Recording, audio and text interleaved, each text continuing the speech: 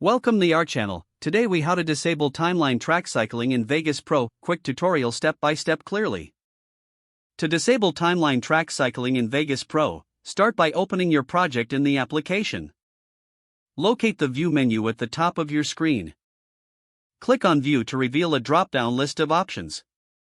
In this drop-down, find and select track cycling. If there is a check mark next to track cycling, that means it is currently enabled. Click on track cycling to remove the check mark. This action disables the track cycling feature. You can now navigate your timeline without the tracks cycling through each other. If you need to re-enable track cycling later, just follow the same steps and click on it again. That's it.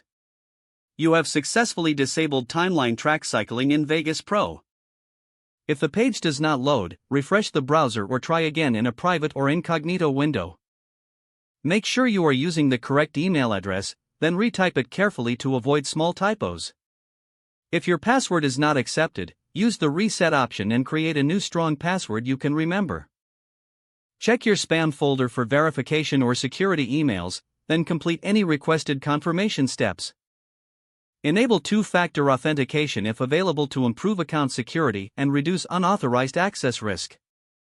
After signing in, review your profile details so your contact information and settings are accurate and current. If you see an error message, note it down and try again after restarting your device and internet connection. Log out when you finish, especially on shared devices, to keep your account and payment information secure. If the page does not load, refresh the browser or try again in a private or incognito window. Make sure you are using the correct email address, then retype it carefully to avoid small typos. If your password is not accepted, use the reset option and create a new strong password you can remember. Check your spam folder for verification or security emails, then complete any requested confirmation steps. Enable two-factor authentication if available to improve account security and reduce unauthorized access risk. After signing in, review your profile details so your contact information and settings are accurate and current. If you see an error message, note it down and try again after restarting your device and internet connection. Log out when you finish, especially on shared devices, to keep your account and payment information secure. If the page does not load, refresh the browser or try. Make sure you are using the correct email address, then retype it carefully to avoid small typos.